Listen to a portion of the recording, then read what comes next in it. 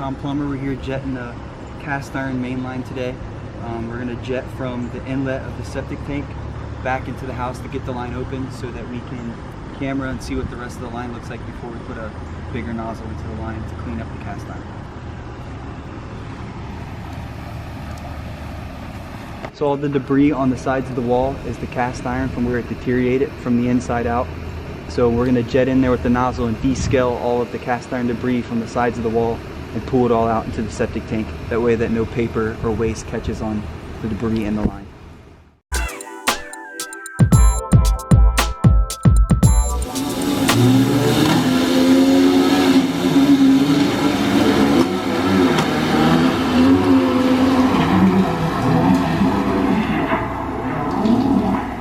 Just open. That's where all the gust of water's coming from. The line just opened up.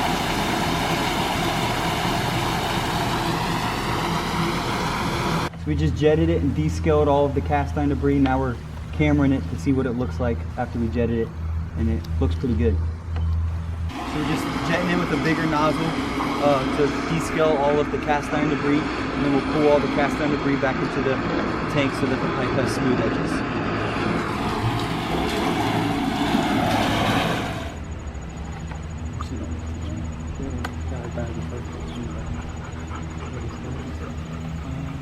It'll break up. Jetting through the line one more time to just any main dig cast iron debris, just to pull it all out so there's nothing in there that catches waste and paper.